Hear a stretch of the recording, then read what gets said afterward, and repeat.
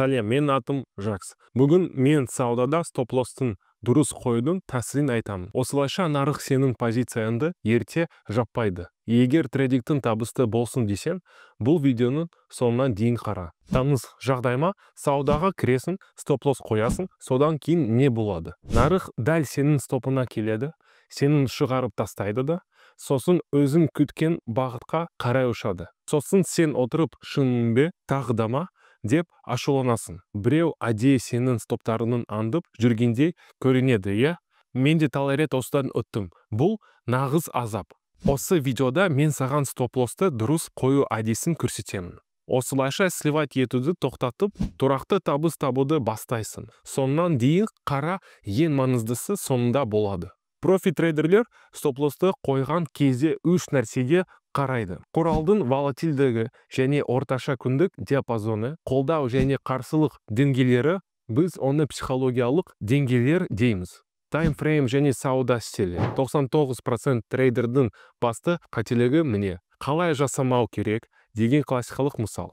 Көп трейдерлер стопты былай қояды. Типа, 20 пункт қоя салайын, немесе әрқашан 30 пунктпен тәуекел етемін. Егер осылай істесең, депозитіңді сливаға дайында. Бұл банкротқа тура жол. Неге солай болады? Мысалы, трейдер нарық бағытын дұрыс тапты, сатып алу шешті, және ол дұрыс шешім болды. Бірақ стопты жай ғана 20 пунктте қойды, жақсы қолдау деңгейінен кірді, бірақ 20 пунктте шығырып тастады. Сосын нарық жоғары қарай 100+ пунктке кетті.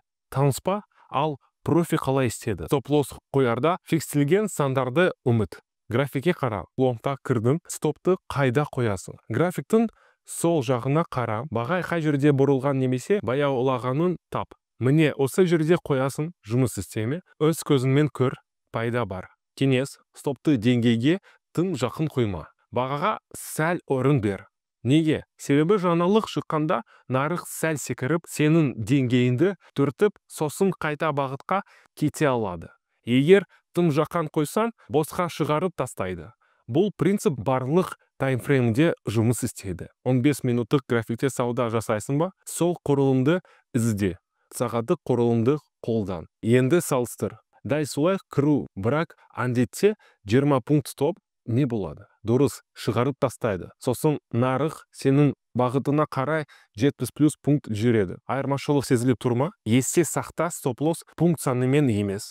Нарық құрылымына қарай қойылады. Солға қарай соңғы бұрылу нүктесі тап, сәл запас қостайын. Бұл барлық құралдар және таймфреймдерге жұмыс істейді. Егер тақырыпты тереңірек үйренген келсе, менде айына небәрі 15.000 теңге тұратын толық курс бар. Сілтеме описанияда. Жаңадан бастаушыларға арналған тегін сабақтар да сайтта бар. Бүгін біз стоп-лосс қоюдың негізгі ережелерінен қарыстардық. Олардың қазірді өзінде саудада қолдана аласың. Ең бастысы риск менеджменті қатаң сақта. Содан депозиттің қадам-қадаммен өседі.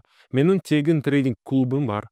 Онда мен вин-рейт 70-80% болатын дайын мәмілермен бөлісемін. Ашық статистика жүргіземін, дер кезінде жаңартулар беремін, және біздің жігіттер тамаша нәтижелер жасап жатыр. Күн сайын толық статистика және прогноз беремін. Орташа есеппен $500 депозитпен және қалыпты тәуекелмен айына 50-80 100 пайда таба аласың. Бұл расталған статистика. Оны қатысып жатқан адамдар дәлелдейді.